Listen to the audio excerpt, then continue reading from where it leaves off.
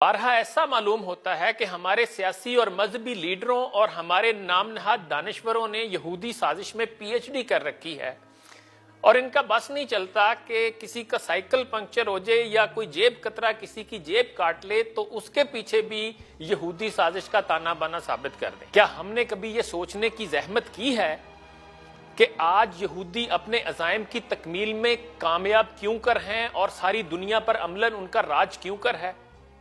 حقیقت یہ ہے کہ یہودیوں نے دنیا میں اپنا یہ مقام پانے کے لیے علم و تحقیق اور مسلسل محنت کو اپنا ہتھیار بنایا۔ اسرائیل دنیا کا واحد ملک ہے جو سائنس اور ٹیکنالوجی پر اپنے جی ڈی پی کا 30% خرچ کرتا ہے۔ اسرائیل میں آبادی کے تناسب سے سائنسدانوں کی تعداد دنیا بھر کے تناسب سے 10 گنا زیادہ ہے، اور غالباً یہی وجہ ہے کہ آج اسرائیل سب سے زیادہ ٹیکنالوجی کا علم رکھنے والا ملک ہے۔ تل ابیب کا شمار دنیا کے 10 بہترین سائنسی مراکز میں ہوتا ہے۔ اسرائیل امریکہ کے بعد سب سے بڑا ہائی ٹیک سینٹر ہے۔ اسرائیل کی زمین صحرا پر مشتمل ہے، اس کو شروع ہی سے توانائی اور پانی کے بحران کا سامنا رہا۔ کہا جاتا رہا کہ 3 طرح کے لیکوڈز کی کمی کی وجہ سے اسرائیل سروائیو نہیں کر سکے گا۔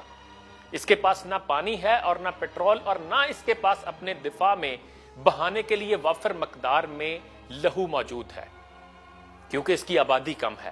لیکن آج صورتحال یہ ہے کہ آس پاس کے مسلمان ممالک کی زمینوں پر اس کا قبضہ ہے اور کسی کی ہمت نہیں کہ اس سے یہ قبضہ چھڑا سکے۔ اسرائیل کو پانی کا سنگین مسئلہ درپیش رہا۔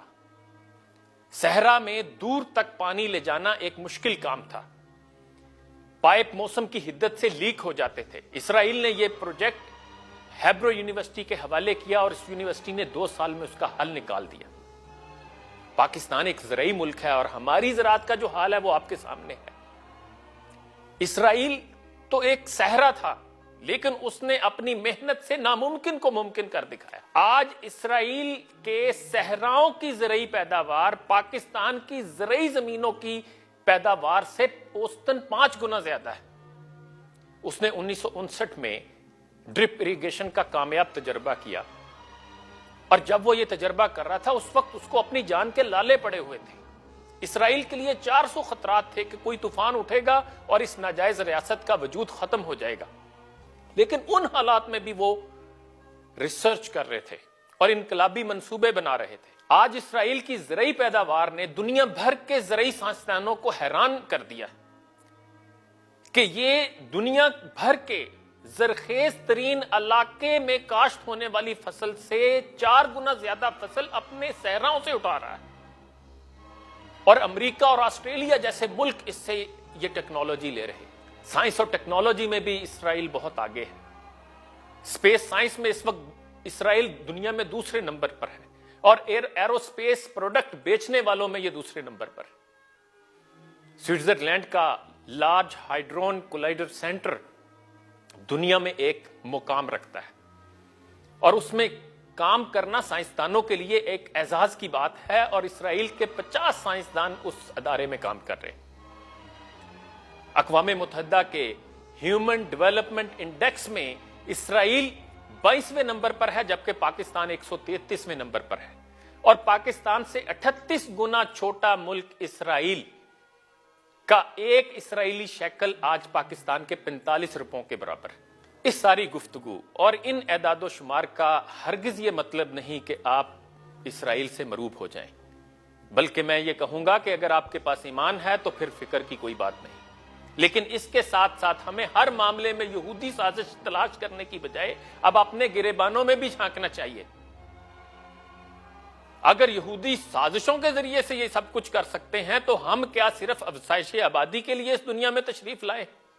ہم کب تک اپنی نااہلیوں اور نالائکیوں اور جہالت کے اوپر یہودی سازش کا ملبہ ڈالتے رہیں گے؟